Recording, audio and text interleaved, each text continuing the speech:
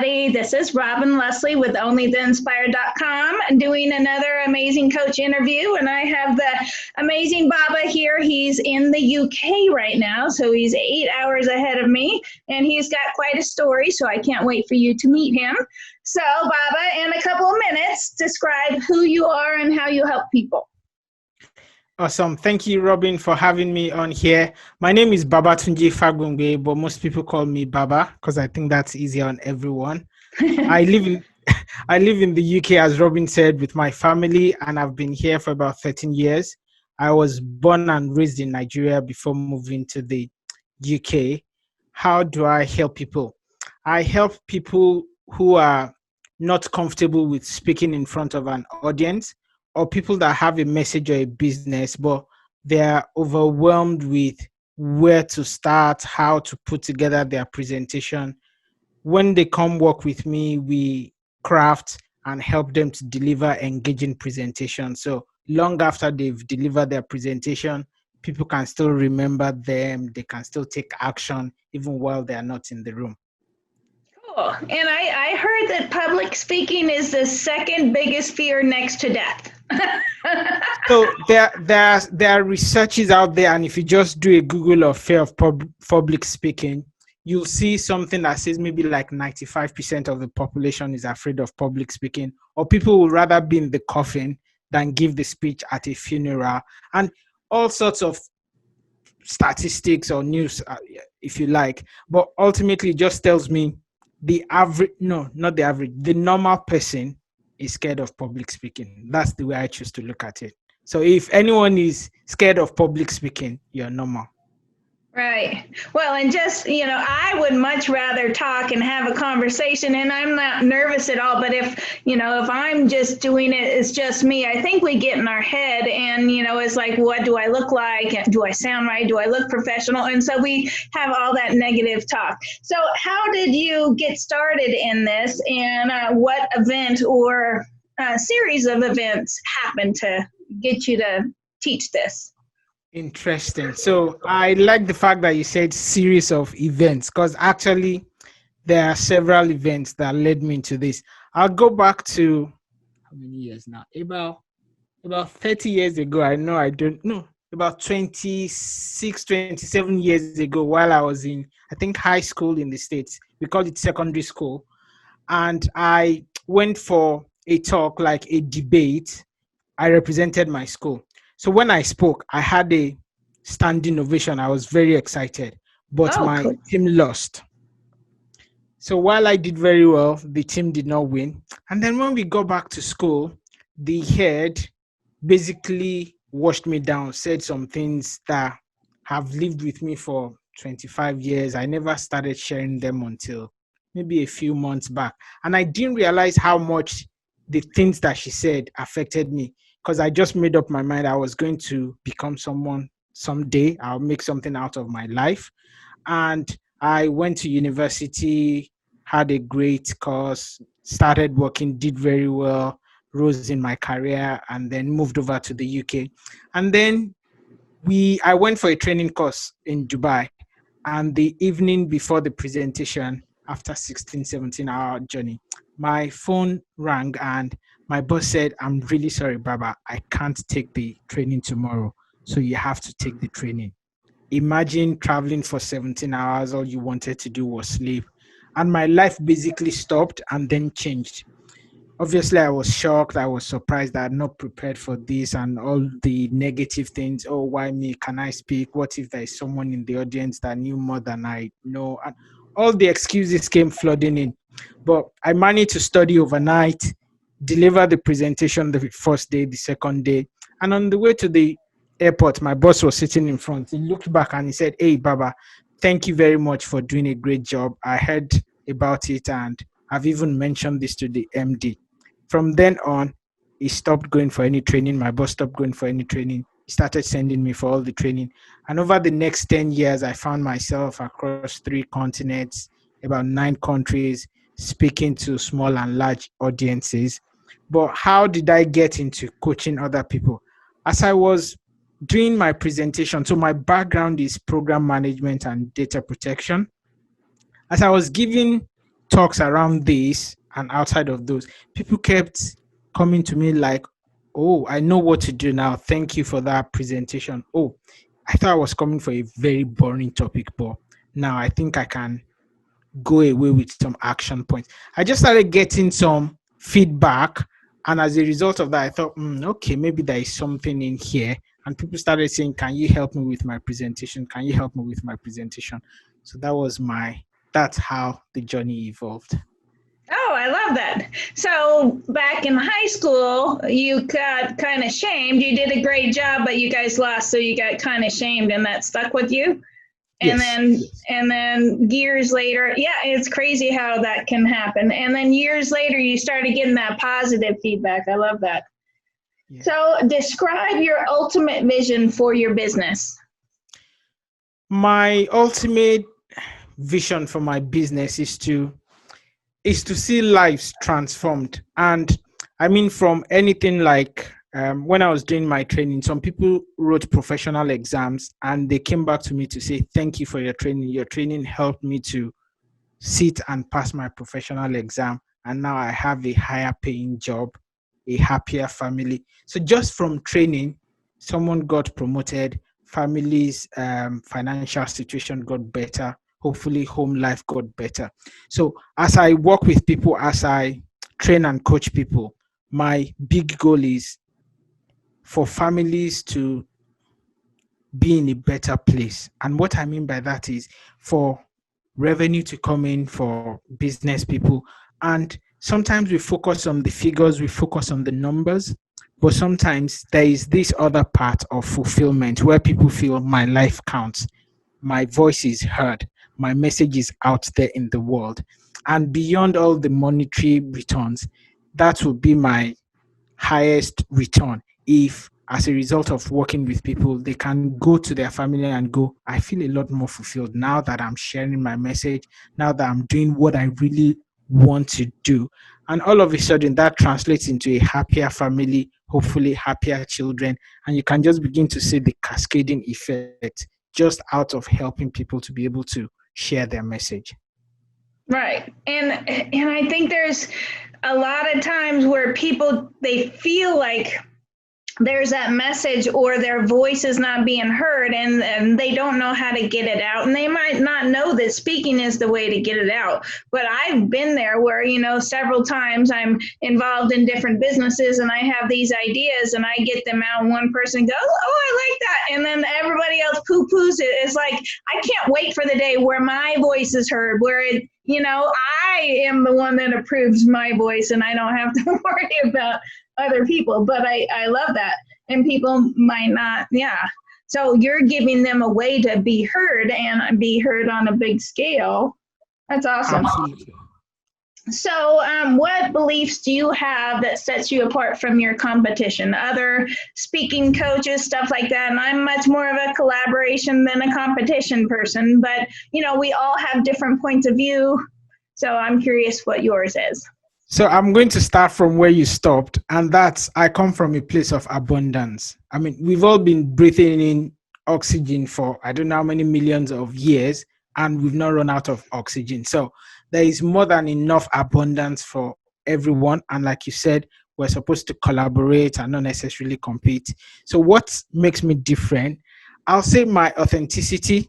I am not trying to be who I'm not, and I've gone for the training where people flash the cars, the houses, and it doesn't connect with me. I love the good things in life, but I come from a place of abundance first of all, and when people work with me, they realize okay, they are getting authenticity here, and the other part that people don't think about is so for anyone coming to work with me, I'll be honest and say I'm just few steps ahead of you. I'm not the guru out there that you don't have one-on-one time with. You can't call them to say, oh, I'm stuck here, this is what I need, because sometimes people want to go for the big names, but then you don't get that personal touch.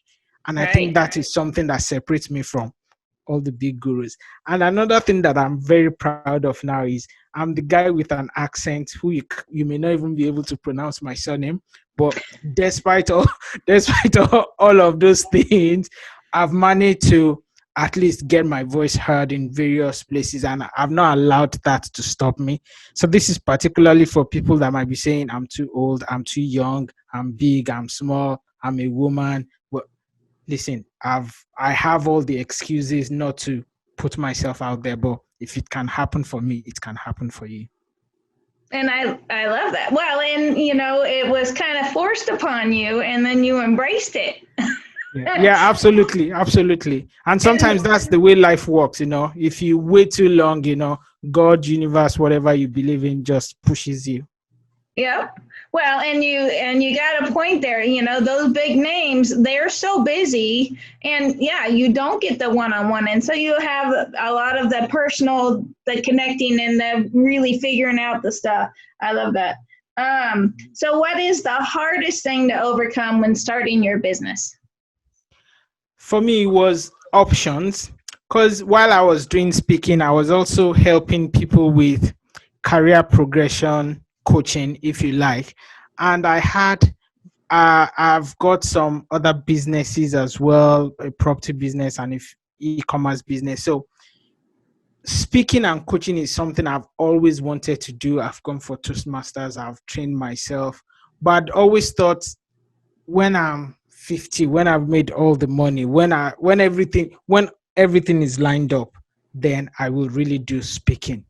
So I was waiting for the right time. I was waiting for the perfect time. That was a challenge for me. And deciding on which way to go was also a challenge for me. But I had to go through coaches who mentored and helped me to navigate that phase of life. And it was very instrumental to me being able to start off this speaking business. I think there's a lot of us that, well, when this and this and this and this happen, then I'll do it. And no, if you wait for the perfect day may never come. You have to create it. And nobody's promised us, we hope, we pray we'll live long, but nobody's really promised anyone 50 years or 40 years or 60 years. So now is all we have. We might as well make the best of the now. Exactly. Yeah, we could get hit by a bus, leaving here. You never know what happens. And so yeah, you don't want to get to the end or your deathbed if you got really sick and go, I wish I would have done that. I always wanted to do it. I always waited for the right time. But yeah, sometimes you just got to take the bull by the horns and go, I'm doing it. Yes. Yeah, yeah. And one of the things they say people say at their deathbed, they don't regret everything they've done, even where they failed. What they sometimes regret is, what if I had tried? What if I had taken that step? And sometimes I also realize in my life the clarity that I'm looking for, what I really want to do.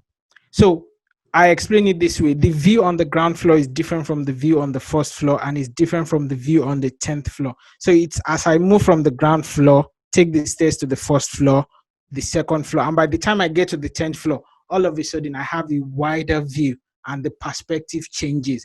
So sometimes we need to get to that 10th floor for us to really have the proper picture. But you will never get to the 10th floor if you don't start from the first floor. Great metaphor. I love that. So this is kind of a big question, and I ask everybody this. Some people have it, some people don't. So do you have a support network of friends and family encouraging you to do this, or is it something that you feel like you just need to do it and you're doing it against everybody else's opinions?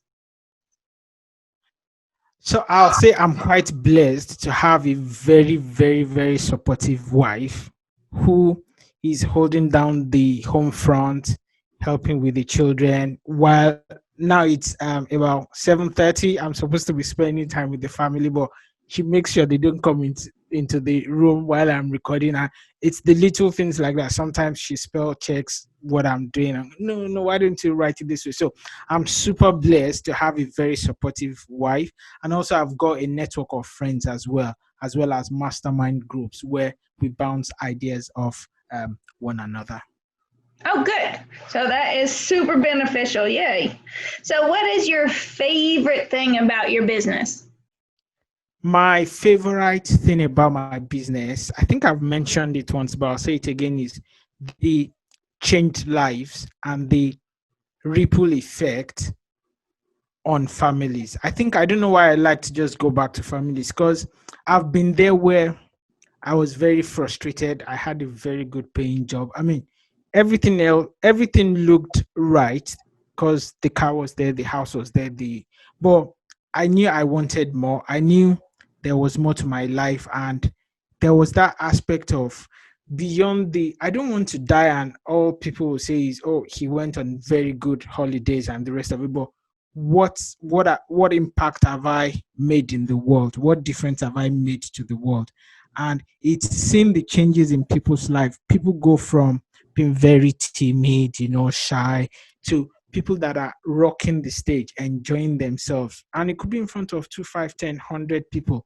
But more importantly, they're going home happy, excited, joyful, which means they're transferring that joy, that excitement, that fulfillment to their spouses, to their children. And people are living happier lives, healthier lives. And even though we're talking about speaking, but you can begin to see the ripple effect. So seeing transformed lives is one of the things that I enjoy the most. Yay, that is beautiful. And I love that. And it's so true. When people finally feel like they're themselves, all of themselves, and not just a piece of themselves, then they're happier with everything. And I love your outlook on life, on abundance and stuff like that too.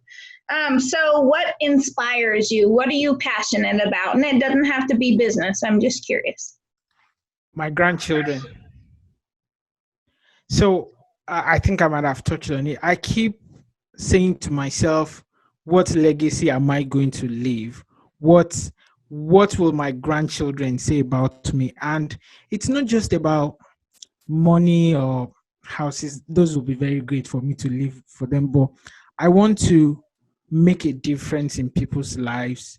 Uh, and that, as I've said, happy, joy. How about people that might be suicidal, but as a result of listening to me or listening to someone I've coached, end up not taking their own life. And then someone could say in 50 years' time, it was your granddad's business or your granddad's speech that influenced X person who then influenced me. And I think that is a greater form of wealth, in my opinion. So I would like my grandchildren to be proud of me. I think that's what motivates me. Uh, well, and that's a wonderful motivation. So, who inspires you? Do you have somebody that inspires you?